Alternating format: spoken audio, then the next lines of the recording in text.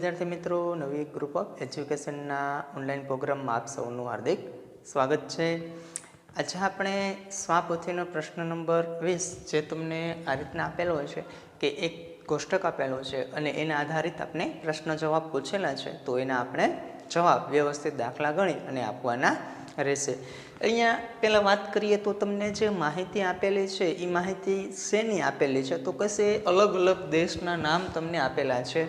ए देश में कई वस्तुનું ચલણ છે, એટલે કે આપણે વસ્તુ ખરીદવી હોય તો આપણે અહીંયા તો કશે ભારતમાં વાત કરીએ તો ભારતમાં આપણે તો કશે કોઈ પણ વસ્તુ ખરીદવી હોય તો આપણે એને એક્સચેન્જમાં, ધારો કે મારે કપડાં લેવા છે તો હું કોઈ પણ શોપ દુકાને કપડાની દુકાને જઈ અને હું કપડાં પસંદ કરું છું, લઉં છું, તો એના બદલામાં દુકાનવાળા ભાઈ મને કપડાં આપશે તો એના બદલામાં મારે એને શું ચૂકવવું પડશે?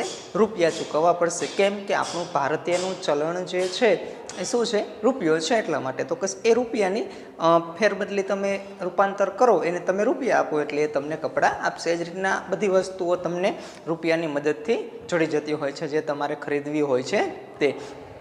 તો અહીંયા વાત કરીએ તો એ જ રીતના યુએસ એટલે કે અમેરિકામાં તમારે વસ્તુ ખરીદવી હોય તો ત્યાં ડોલરનો ઉપયોગ કરવો પડે। એ જ રીતના ઇંગ્લેન્ડમાં તો કશે અહીંયા પાઉન્ડ ચાલે છે, ચીનમાં યુઆન ચાલે છે, હોંગકોંગમાં ડોલર ચાલે છે, જાપાનમાં એન ચાલે છે, નેપાળમાં રૂપિયો ચાલે છે, એ જ રીતના શ્રીલંકામાં પણ રૂપિયો ચાલે છે, જર્મનીમાં યુરો ચાલે છે, ઓસ્ટ્રેલિયામાં ડોલર ચાલે છે, દક્ષિણ આફ્રિકામાં રેન્ડ ચાલે છે, એ જ રીતના દક્ષિણ કોરિયામાં વોન અને સિંગાપુરમાં ડોલર ચાલે છે। આ એક વસ્તુ તો કશ એનું ચલણ। હવે બાજુમાં અહીંયા તમને એવું કીધું છે કે ભારતીય રૂપિયામાં રૂપાંતર, એટલે કે એ એવું કહેવા માંગે છે કે અમેરિકા છે, યુએસ, અહીંયા તમને અહીંયા ડોલર કેટલા આપેલા છે? તો કશે ડોલર કીધા છે, એટલે કે મીન્સ કે એના ડોલર ચલણ છે, અને અહીંયા તમને 64.03 આપેલું છે। એનો મતલબ શું? તો કશે અમેરિકાનું $1 લ્યો ને, અમેરિકાનું $1 એ આપણા કેટલા રૂપિયા બરાબર કહેવાય? 64.3 રૂપિયા બરાબર કહેવાય।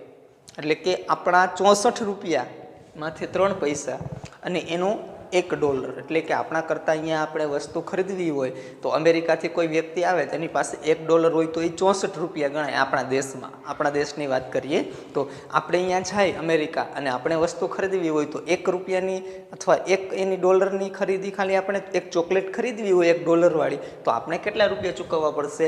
64 રૂપિયા ચૂકવવા પડશે અને માથે 3 પૈસા પણ ચૂકવવા પડશે। એ જ રીતના ઇંગ્લેન્ડમાં તો કશે અહીંયા પાઉન્ડ ચાલે છે, એની કિંમત તો કશે 85.55 છે, એટલે કે એનું એક પાઉન્ડ જે રહ્યું એના બરાબર આપણા કેટલા રૂપિયા થશે? 85 રૂપિયા અને માથે 55 પૈસા થશે।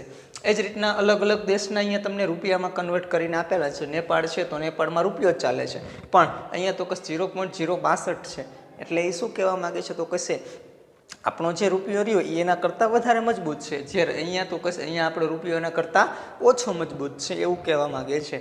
હવે આગળ જોઈએ તો અહીંયા તમને પ્રશ્ન આપેલા છે, એ પ્રશ્નની વાત કરીએ તો જોતા જઈએ લાઈનમાં, ચાલો। તો પહેલો પ્રશ્ન તમને એવો કીધો છે કે આ જે ભાવ રહ્યા એ ભાવ ક્યાં છે? તો કશે 22/12/2017 રોજના છે, કારણ કે આ જે ભાવ રહ્યા ને એ દરરોજ ચેન્જ થતા હોય છે।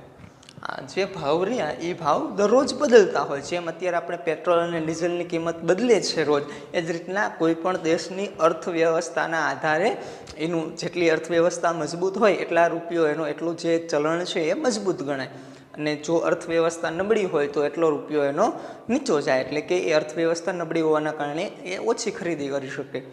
તો હવે અહીંયા જોતા જઈએ, ચાલો। પ્રશ્ન નંબર 1માં આપણે શું પૂછ્યું? તો કશે ઉપરોક્ત યાદીમાંથી કયા દેશનું નાણું ભારતીય રૂપિયામાં સૌથી વધારે કિંમત દર્શાવે છે? એટલે કે આપણે અહીંયા વધારે રૂપિયા કયા દેશમાં આપણે વધારે ચૂકવવા પડશે? આપણે ખરીદી કરવા જઈએ તો શું કહીએ? તો કશે દેશનું નાણું ભારતીય રૂપિયામાં સૌથી વધારે કિંમત, આ જે કિંમત રહી બધી કેવી છે? ભારત રૂપિયામાં છે। તો સૌથી વધારે કિંમત ક્યાંની છે? તો કશે 85.55 છે। કયો દેશ છે? તો કશે ઇંગ્લેન્ડ છે। તો પહેલા પ્રશ્નનો જવાબ શું આવશે? ઇંગ્લેન્ડ આવશે। તો હું અહીંયા નીચે લખતો જાઉં છું, પહેલાનો જવાબ આવશે ઇંગ્લેન્ડ। એના પછી બીજા પ્રશ્નની વાત કરીએ તો એમાં શું કીધું છે? તો કશે ઉપરયુક્ત યાદીમાંથી કયા દેશનું નાણું ભારતીય રૂપિયામાં સૌથી ઓછી કિંમત દર્શાવે છે? તો અહીંયા સૌથી ઓછી કિંમતની વાત કરીએ તો સૌથી ઓછી કિંમત કઈ થશે? તો કશે આ 0.06, કારણ કે એ સૌથી ઓછી થશે। જોવો જોઈએ અહીંયા તો કશે, અહીંયા તો આગળ 85, અહીંયા 9, અહીંયા 8, અહીંયા 0 0 0 આ 0 વાળા 4 છે એટલે એ સૌથી નાનું કહેવાય. એમાંય પાછું તો કશે અહીંયા 0.56 ને અહીંયા 62 અહીંયા 41 છે અહીંયા પાછું 0.06 એટલે સૌથી ઓછું આ થાય. તો એ કયો દેશ થઈ છે તો કશે દક્ષિણ કોરિયા. તો બીજા પ્રશ્નનો જવાબ આવશે દક્ષિણ કોરિયા. હવે પ્રશ્ન નંબર 3 શું કહેવા માંગે તો કશે સમીરના કાકા અમેરિકાથી તેના માટે એક ભેટ તરીકે $50 મોકલે છે. કેટલા ડોલર? $50 મોકલે છે અમેરિકાથી. તો એને ભારતીય રૂપિયામાં કેટલા રૂપિયા મળશે?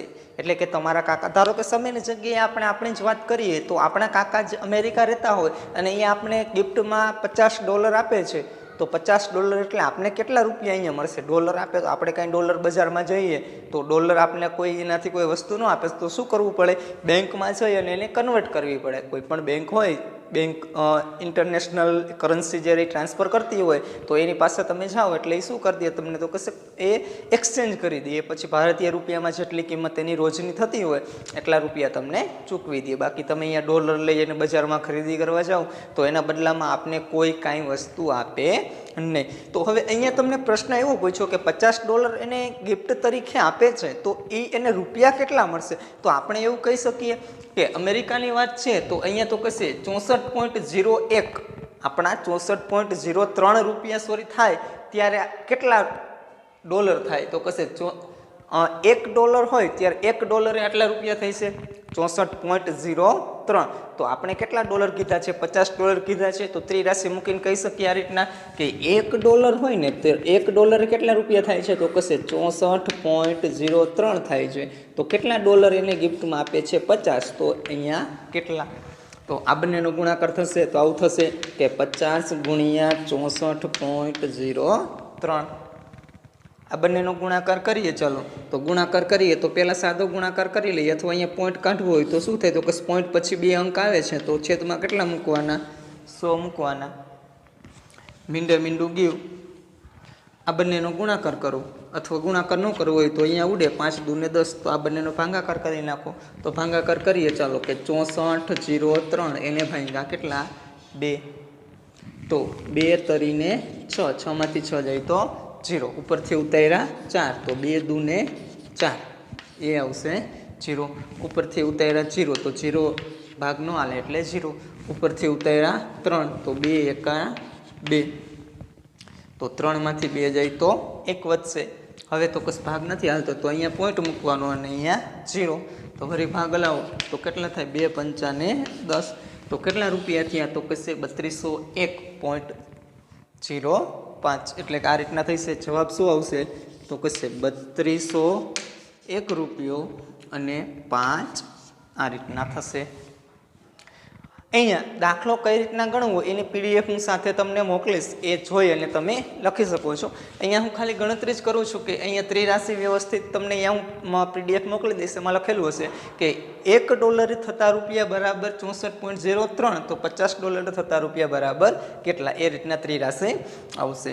બરોબર છે? તેનો જવાબ આટલો આવશે. હવે એના પછીની વાત કરીએ. ચાલો વિદ્યાર્થી મિત્રો, હવે સમિતની વાત કરી તો એ રીતના પ્રશ્ન નંબર 4 ની વાત કરીએ તો તેમાં શું કહેવા માંગે? તો કહેશે દર્શનાના કાકી તેના માટે તો કહેશે ચીન એના કાકી રહે છે તો ચીનથી એ ભેટ લાવે છે. તો ભેટમાં શું આપે છે? તો કહેશે ચીનનું જે ચલણ છે, શું ચલણ છે? યુઆન છે. તો એને 100 યુઆન ભેટમાં આપે છે.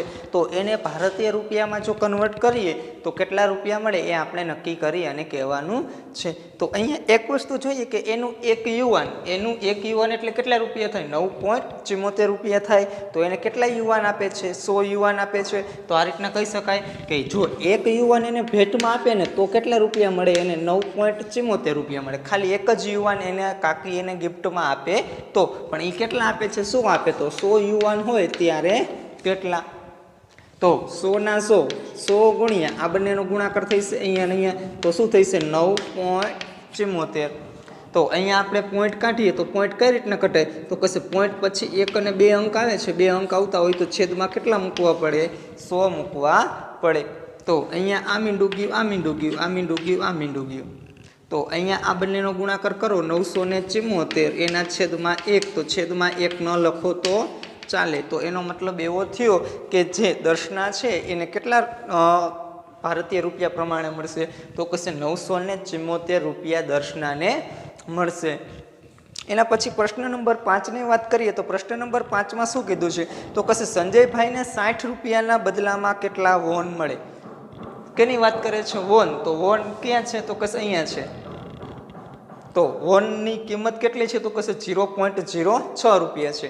કેટલા રૂપિયામાં આપણે ફેરવવાના છે તો કે 60 રૂપિયામાં કેટલા મળશે તો હું આવું કહી શકું કે 0.0। તો ચાલો વિદ્યાર્થી મિત્રો હવે પ્રશ્ન નંબર 5 ની વાત કરીએ તો પ્રશ્ન નંબર 5 માં શું કીધું છે તો કે સંજયભાઈને 60 રૂપિયાના બદલામાં કેટલા વોન મળશે।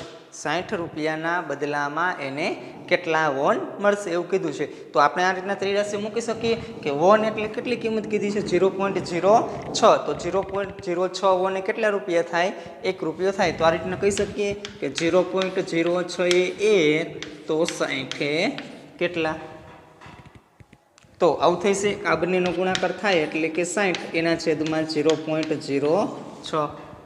તો અહીંયા તો કસ પોઈન્ટ કાઢવો છે આપણે પોઈન્ટ કાઢવું હોય તો અહીંયા પોઈન્ટવાળી સંખ્યા ક્યાં છે નીચે છે તો આપણે જે પોઈન્ટ કાઢીને વસ્તુ મૂકી એ ક્યાં મૂકવાની આવશે ઉપર મૂકવાની આવશે। તો આવું થઈ છે કે 60 તો હતા જ ઓલરેડી નીચે કેટલા છે 6 છે કારણ કે અહીંયા પોઈન્ટ પછી પોઈન્ટ કાઢી નાખો તો 006 તો આગળ આ રીતના થયું ને 006 તો આગળ 0 ન લખો તો પણ એની કિંમત કેટલી રહે 6 જ રહેવાની છે। તો એ 6 હવે ઉપર તો કસ પોઈન્ટ પછી 2 અંક આવે છે તો કેટલા મૂકવા પડે તો કહેશે 100 મૂકવા પડે। તો 6 ઉડી ગયા તો કેટલા વધ્યા તો કહેશે અહીંયા 100 છે ને પાછળ એક અહીંયા મીંડું લાગશે તો કેટલા થશે તો કહેશે 1000 થશે। તો એનો મતલબ એવો થયો કે સંજયભાઈને કેટલા વોન મળશે તો કહેશે 1000 વોન મળી શકશે। અહીંયા બાકીના જે 6, 7 અને 8 દાખલા છે એ તમારે જાતે હોમવર્કમાં કરવાના છે। જય ગુરુદેવ, અસ્તુ, જય હિન્દ।